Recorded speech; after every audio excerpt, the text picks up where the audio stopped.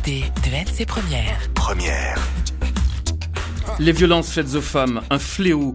En Nouvelle-Calédonie, le phénomène est important. Hier encore, un homme de 31 ans a été condamné à 7 ans de prison pour avoir agressé une femme enceinte. On en parlait au cours du grand journal de 6h30. Des initiatives sont menées depuis des années, mais portent-elles leurs fruits ? Rebonjour Nicole Robineau. Oui, bonjour. Vous êtes la responsable de la mission des droits aux femmes à la province sud. Vous avez toujours l'énergie de vous battre contre les violences faites aux femmes quand tous les jours la brutalité ne fait qu'augmenter ? Oui, d'abord, je voudrais revenir sur ce que vous m'avez dit tout à l'heure, qui est une forme de provocation sur l'ampleur et la recrudescence des violences en Nouvelle-Calédonie. Donc, c'est vrai que c'est relayé depuis un certain temps. Ça ne repose absolument sur rien, sur aucun chiffre. Justement. Sur aucun chiffre, sur aucune plainte particulière, à part un épisode politique sur lequel on pourra revenir.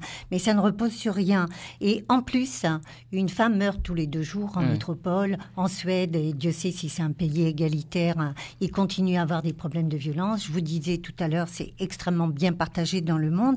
Et le degré, on va parler du degré, pas de l'ampleur, mais du degré de la violence en Nouvelle-Calédonie fait, et je touche du bois, qu'il n'y a pas eu de faits graves. Où en sommes-nous des chiffres, justement, en Nouvelle-Calédonie, Nicole Robineau ? Depuis 10 ans.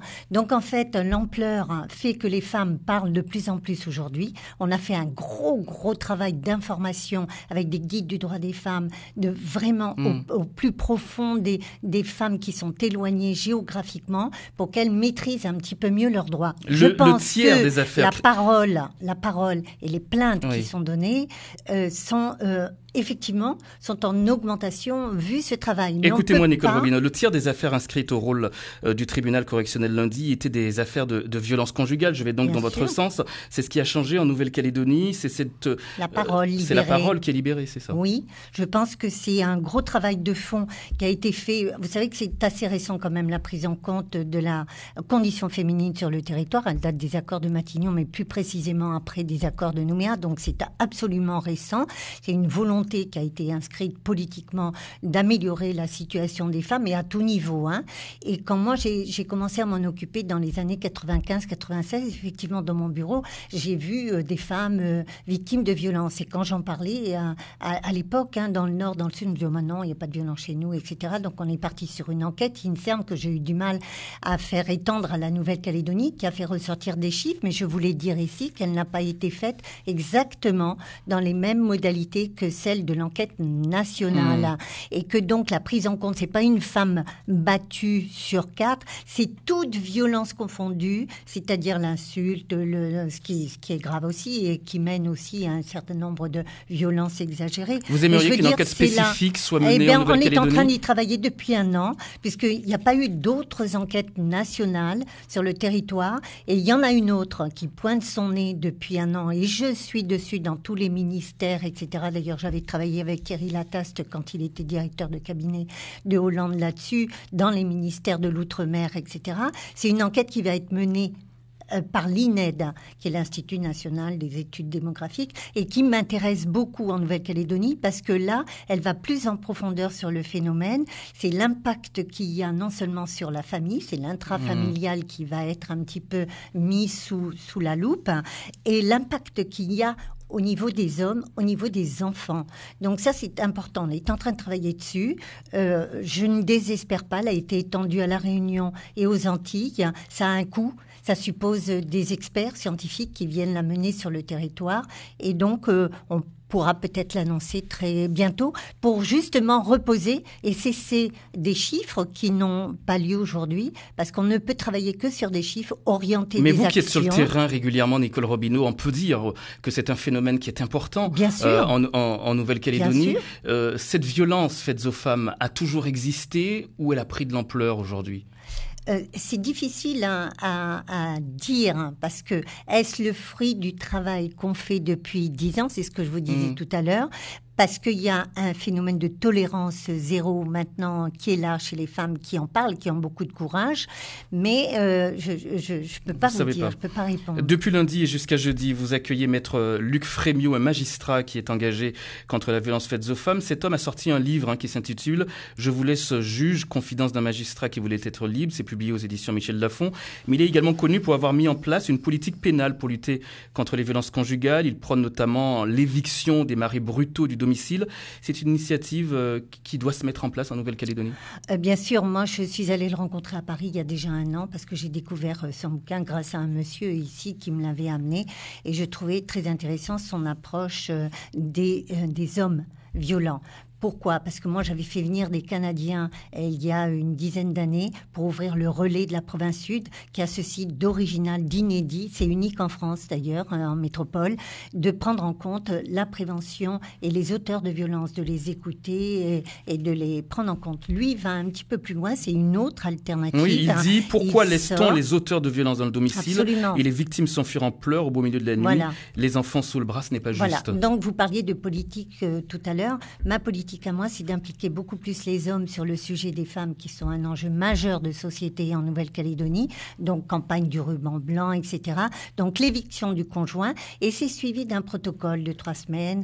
Et il le met dans des foyers, soit de SDF, là-bas c'est Emmaüs. Nous, on est en train de travailler sur une autre plateforme. Donc, il y a un choc, il y a une sensibilisation. Il a des résultats, il a une efficacité qui n'est pas à 100%, etc., qui évite certaines récidives, parce qu'il faut parler de la récidive. Et ça nous intéresse. Donc, effectivement, avec le procureur, Monsieur Bourroz, ici, on est en train de voir si on peut adapter à la Nouvelle-Calédonie ce protocole de prise en charge des auteurs de violence. Le but de ce magistrat hors norme, on peut le dire, c'est de mobiliser l'opinion publique, secouer les consciences. Chez nous, on a encore du mal à secouer les consciences. Écoutez, quand l'enquête INSERM est sortie en 2004, ça a secoué beaucoup les consciences. On avait les voisins fait une ont-ils le droit d'intervenir, Nicole Robineau, oui, quand parce ils que la entendent, constatent les non-assistance violences? à personne en danger est passible de sanctions pénales.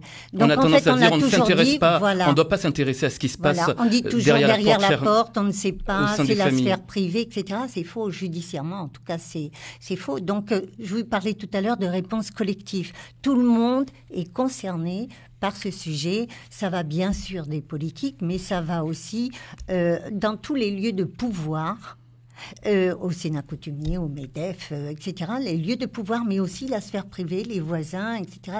Ça nous concerne tous. On ne peut pas fermer les yeux sur quelque chose qui détruit, qui est une rupture familiale et qui est, je le répète, un enjeu de société. Parce que si les femmes continuent à se faire battre. D'abord, c'est indigne d'un pays. C'est un pays en voie d'émancipation. C'est les enfants qui peuvent aussi être victimes après, reproduire, enfin, etc. Il y a toute une chaîne qui fait que c'est des politiques familiales qu'il faut mettre en place. Alors, je rappelle, vous disiez tout à l'heure, est-ce que votre politique est tout ça. Je rappelle le bilan de la province. Est-ce que votre politique est efficace? Oui, mais ça fait 10 ans.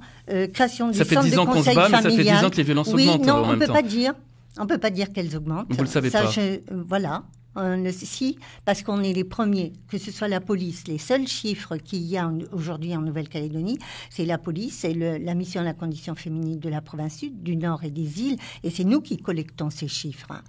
Donc on sait très bien, on suit très bien le phénomène, on sait qu'il est important, il est résurgent de temps en temps à la faveur d'actions ou d'un fait divers ou quoi que ce soit, mais on ne peut pas parler, ces chiffres vont être affinés, plus particulièrement dans cette enquête INSERM. Et je rappellerai le relais de la province sud, la création de femmes et violences conjugales, l'émission Les Foyers, Marcel Jorda, des petites filles qui sont violées enceintes, les aides à l'association Femmes et Violences, SOS Violences Sexuelles, qui maintenant se porte partie civile, etc. Il y a eu un gros travail de fait.